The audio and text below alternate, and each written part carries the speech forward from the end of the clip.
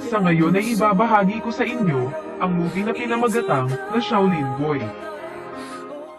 Si Xiao Yu ay isang 8 taong gulang na monghe at nakatira sa monasteryo halos sa buong buhay niya.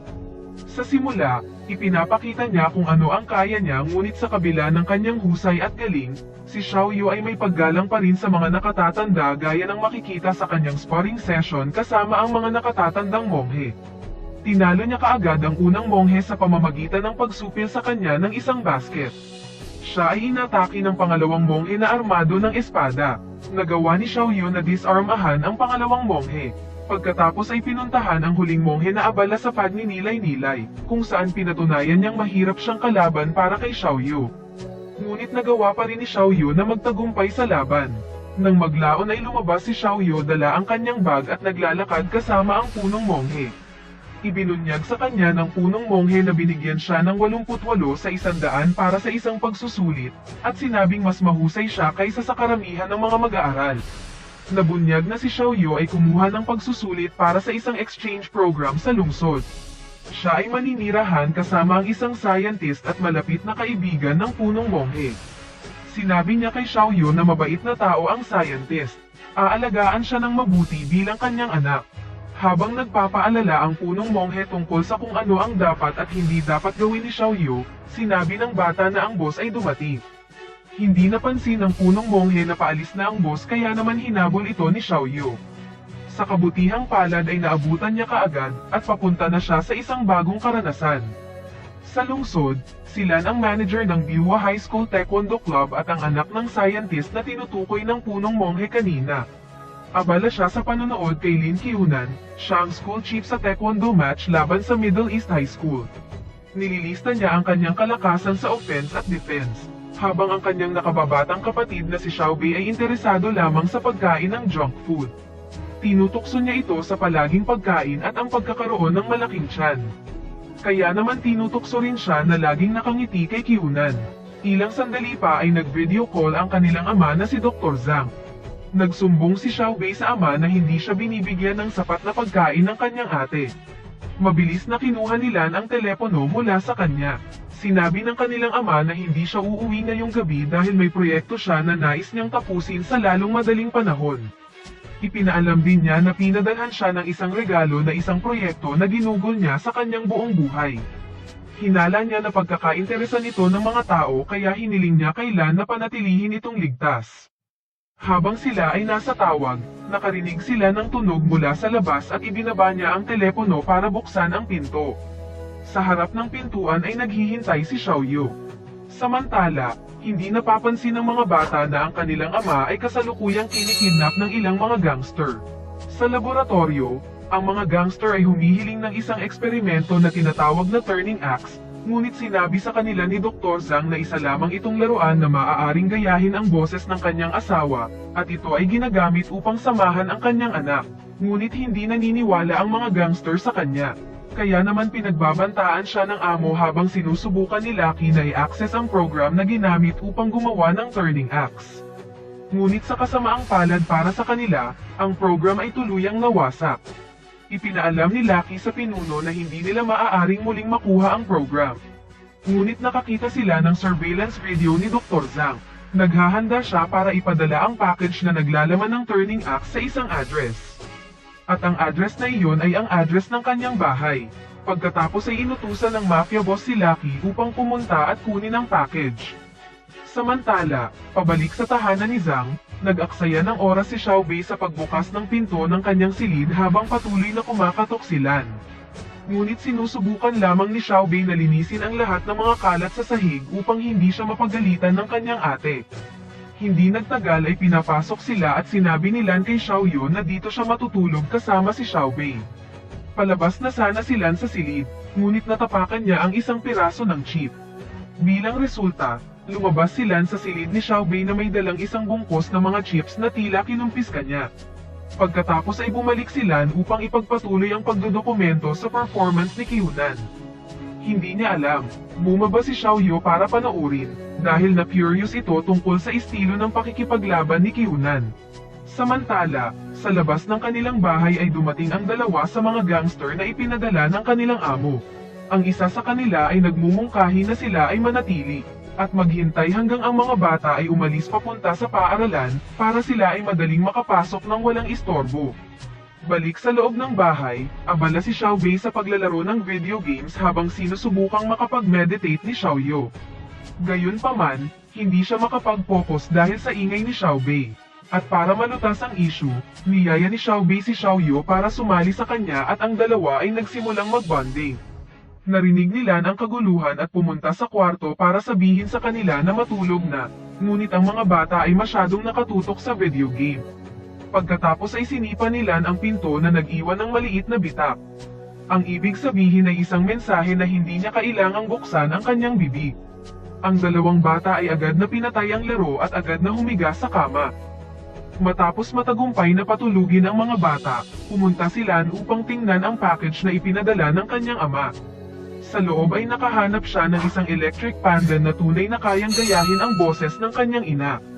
Ang panda ay humihingi ng password ngunit ibinubulong nila kung anong password. Automatikong inirehistro ng panda ang boses sa pariralang iyon. Ngunit hindi iyon ang kanyang problema. Ang mahalaga lang sa kanya ay ang pagkakaroon ng pinakamalapit na bagay sa pakikipag-usap sa kanyang ina. Kinabukasan sa kanilang daan papunta sa paaralan, nakita nila si Kyunan kasama ang kanyang nakababatang kapatid na si Shanshan. Nag-alok si Kyunan kailan ng almusal. Bilang kapalit ay ibinibigay nila sa kanya ang rundown ng kanyang pagganap sa huling laban. Pagkatapos ay itinahayag nila na ito ang kanilang kinagawian mula nang mamatay ang kanyang ina. Agad na ipinakilala nila si Xiaoyu sa kanila. Pagkatapos makipagpalitan ng kasiyahan, umalis si Kyunan kasama ang kanyang kapatid. Kaagad na inagaw ng isa sa mga gangster ang panda na nakasabit sa bag nila. Nakita ito ni Xiaoyu at agad na hinabol ang lalaki. Bumalik din si Kyunan para tumulong at binugbog nila ang gangster. Pagkatapos ay kinuha ni Kyunan ang panda. Ngunit habang abala siya sa paghawak nito para ipakita, inagaw muli ng masamang loob at tumakbo. Hinabol nila ito at pagkatapos na muling bugbugin, muli nilang nakuha ang panda. Si Kyunan ay paalis ng mag-isa ngunit sila ay nagpapasalamat pa rin sa kanya. Kalaunan sa paaralan, ipinakilala si Xiaoyu sa kanyang mga bagong kaklase at maraming tanong sa kanya tungkol sa mga monghe at martial arts. Ngunit pinatahimik sila ng kanilang guro at sinabihan silang maghintay hanggang sa PE class upang hayaan siyang ipakita ang kanyang mga kasanayan sa Kung Fu. Kalaunan sa PE class, ipinaalala ng gym teacher sa mga bata na ang kanilang physical fitness test ay gaganapin sa susunod na buwan. Kaya simula ngayong araw ay magsasanay na sila para makapaghanda o makasurvive man lang sa physical fitness test. Ngunit maaaring hindi makapasa si Xiaobei dahil abala ito sa pagkain ng mga chips kapag hindi tumitingin ang guro. Habang sinisimulan nila ang pagsasanay, mahusay si Xiaoyu sa lahat ng mga pagsubok at nagpakita pa ng ilang mga kasanayan. Samantala, pabalik sa base ng kalaban ay pinatali ng amo si Zhang habang naghihintay ng balita mula sa dalawang tauhan na ipinadala niya. Balik sa paaralan, napagtanto ni Xiaobei na maaaring hindi siya makapasa sa physical fitness test.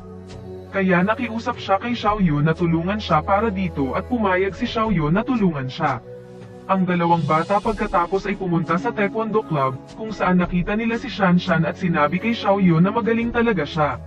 Ngunit isang hakbang pa rin ang layo sa kanyang kapatid at baka hindi niya ito matalo. Dahil dito, na-motivate si Xiaoyu habang pinapanood niya si Kyunan na gumagawa ng isang mahirap na kasanayan. Kinagabihan, bumalik ang mga gangster sa pagmamatsyag. Sinabi ng isa na sa tingin niya ay maaaring nabali ang kanyang leeg. Sa halip na aliwin siya, sinabi sa kanya ng kanyang kasamahan na wala itong magagawa. Pagkatapos ay nagpapaliwanag siya kung paano aakyat sa pader sa loob ng 10 segundo at nakawin ang panda nang walang nakakapansin. Isinagawa niya ang kanyang mga plano ngunit siya ay nabigo. Sa kabilang banda, na-master na ni Xiaoyu ang kasanayan na ginamit ni Kyunan kanina. Habang siya ay nagsasanay, ang dalawang gangster ay pumasok sa bahay. Mabilis na nagtago si Xiaoyu para subaybayan ang kanilang aksyon. Napagtanto niyang sila ay mga magnanakaw kaya agad niyang inatake. Nakakalungkot na hindi niya napigilan ang mga ito sa pagnanakaw ng panda, ngunit nabugbog niya ang mga ito. Narinig nila ng ingay pagkatapos sirain ng mga magnanakaw ang bintana at nagmadaling tumakas. Sa halip na purihin si Xiaoyu dahil sa pagtaboy sa mga magnanakaw, sinabihan nila na tumawag ito ng pulis sa susunod.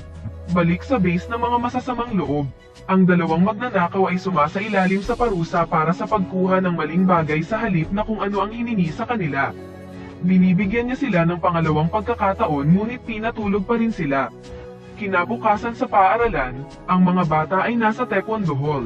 Sinabihan ni Shanshan si Xiaoyu at Xiaobei na ayaw niyang lumaki para hindi siya maging kasing pangit ng dalawang tulisan na nasa likod.